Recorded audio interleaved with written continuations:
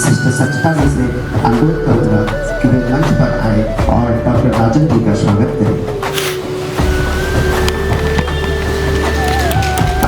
Alyssa जी से कि वो भी आगे आए और डॉक्टर राजन जी का स्वागत करें।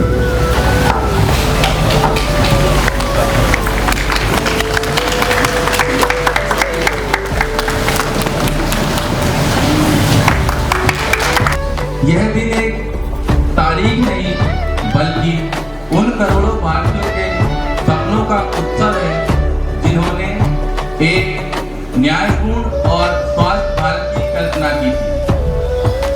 कहते हैं कि सरहद पर वर्दी वाला जवान देश की रक्षा करता है। कहते हैं कि सरहद पर वर्दी वाला जवान देश की रक्षा करता है, लेकिन इस अस्पताल में सफेद कोट वाला इंसान जिंदगी की रक्षा करता है। तो इन्हीं के लिए कुछ पंक्ति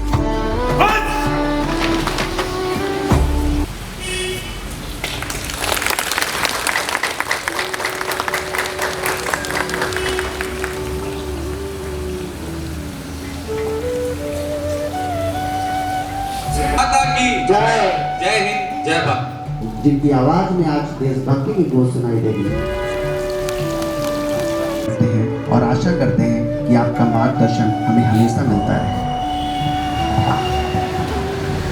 आइए आज के इस खास दिन को समापन करने की तरफ चलते हैं और हम अपने बच्चों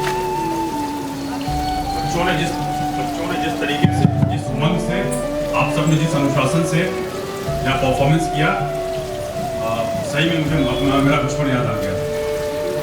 बचपन में ये जो 26 जनवरी, ये जो 15 अगस्त का उत्साह आता है, बड़े होकर के यही फील होता है कि काश वो उत्साह उमंग वैसे ही बना रहे। इन सब के लिए आपको बहुत बहुत बधाई, आप सभी को। आज 77वें गणतंत्र दिवस के अवसर पर इस हॉस्पिटल के परिसर में बुलाने के लिए आपका बहुत बहुत आभार, एडमिनिस्ट्रेटर मैडम का, सभी डॉक्टर्स के प्रति बहुत बहुत आभार, और सभी जो अनुज हैं, जो बच्चे हैं, उन सबको बहुत स्नेह। 15 अगस्त 1947 को जब हम आज़ाद हुए इस देश, ये देश अपनी एक एंटिटी क्रिएट किया। उस समय केवल हम एक भौगोलिक सीमा के अंतर्गत डिफाइंड एक एरिया थे। देश और राष्ट्र में बहुत अंतर होता है। 26 जनवरी 1950 को हम व्यवस्थित रूप से एक राष्ट्र बने। देश एक भौगोलिक क्षेत्र को बोलते हैं, कंट्री जिसे बोलते हैं, बट जब हम नेशन बोलते हैं तो नेशन के प्रति एक फीलिंग का भाव होता है, तब हम नेशन बनते हैं। जो जैसे बच्चों ने जिस तरह से प्रदर्शन किया यहाँ पे, ये सभी बड़े ही इमोशनल सॉन्ग्स थे, बड़े भावनात्मक गीत थे जो आपको अपने देश के साथ जोड़ते हैं। और ये जो जुड़ाव का संबंध होता है,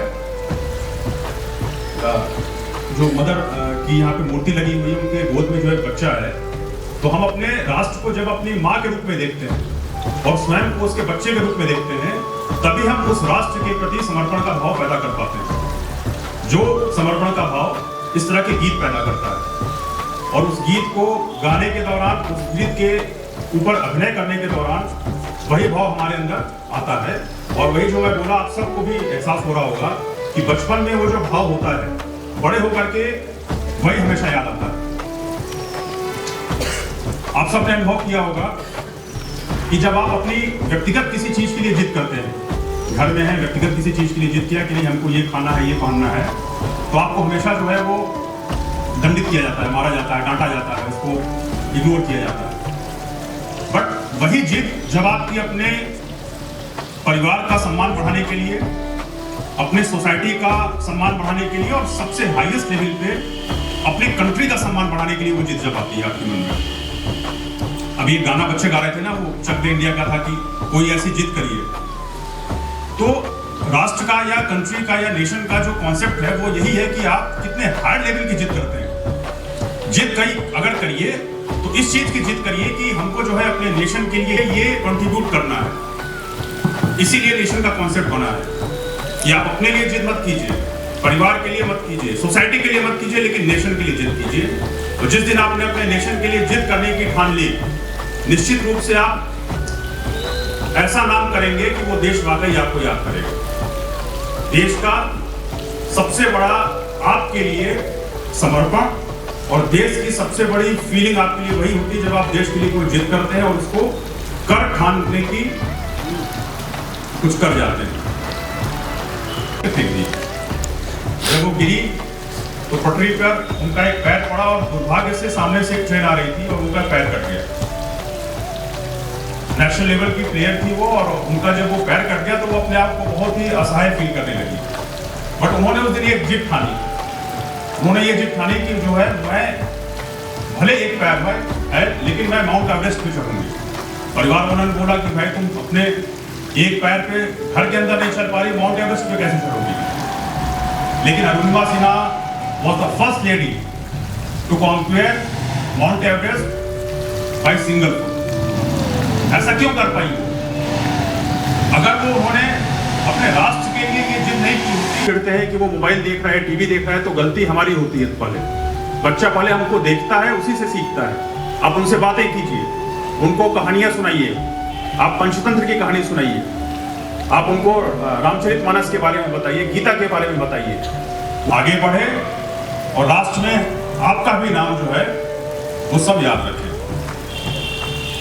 जब 26 जनवरी 1950 को हम गणतंत्र स्थापित किए आज के दिन अपना, आज ही के दिन हमारा संविधान लागू हुआ था।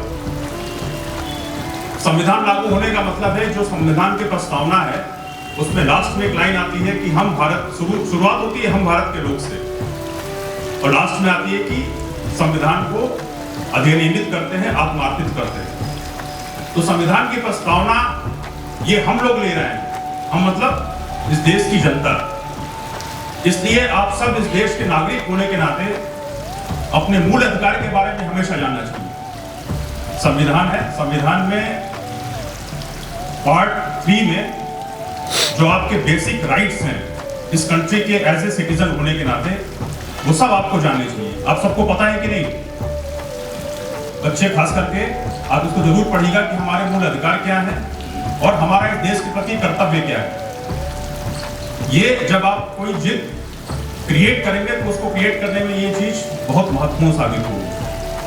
1950 की स्थिति और 2026 की स्थिति में बहुत अंतर आ गया है, और इस डिवाइडेशन के नाते हम पर कैपिटा इनकम हमारी 2 लाख रुपए प्रति व्यक्ति हो पा रही है। क्यों? क्योंकि हमारी अधिकांश जनता आज भी जो है पॉवर्टी लाइन के नीचे रहती है। आसपास कोई भी गंदगी देखें तो उसको तुरंत साफ करने के लिए आगे बढ़े। अपने कैंपस में हाइजीन क्रिएट करें, फूड के लेवल पे, सफाई के लेवल पे, वो हर चीज कीजिए जिससे हाइजीन क्रिएट हो। कोई ऐसा भाव नहीं कि आप जाके सीमा पे लड़े तभी आप देश के प्रति भक्ति दिखा पाएंगे। हम डे टू डेली लाइफ में भी अपने देश के प्रति भक्ति दिखा सकते हैं। कर्तव्य निभाइए और दिन भर ये आप करेंगे तो आप एक बहुत सफल नागरिक के रूप में अपना जीवन निभा रहे होंगे। तो इन सभी के साथ आप सबका बहुत बहुत धन्यवाद और आप सब